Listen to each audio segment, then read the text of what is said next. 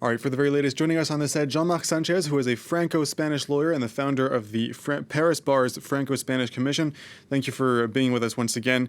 Latest results, Vox Party is seen winning 24 seats. That would be the first time a far-right party enters the Spanish parliament in several decades. How significant is that?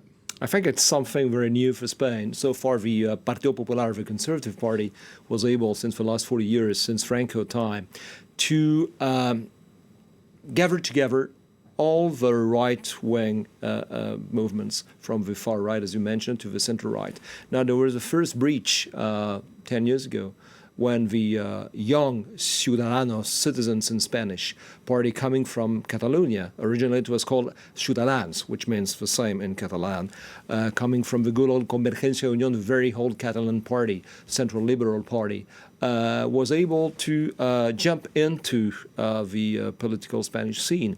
Then you had the Podemos, which is the equivalent of the far left party in Spain, changed and put in balance this bipartisan between the conservative and the socialists. Vox is a newcomer, probably because of three different things. First, immigration. Second, crisis, and especially in Andalusia. Andalusia is the biggest and the most populated area of Spain, where you have the highest unemployment rate, and where immigration is probably more an issue than anywhere else in Spain. In addition to that, the Catalonia problem, the independentism or separatism, whatever you call it, has been the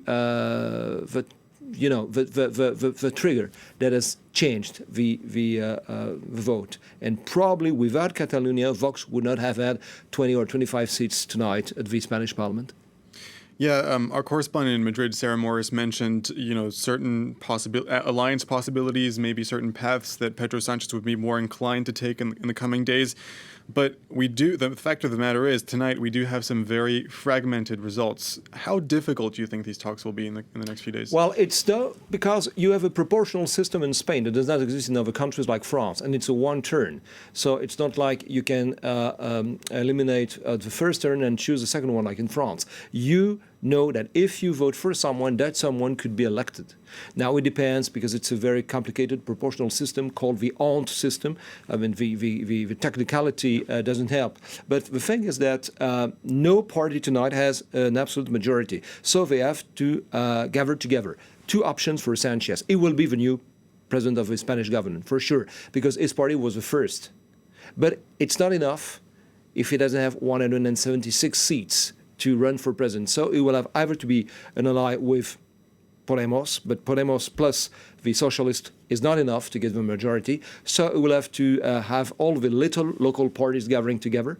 And this is very important in Spain, because without these parties, many times you cannot form a coalition.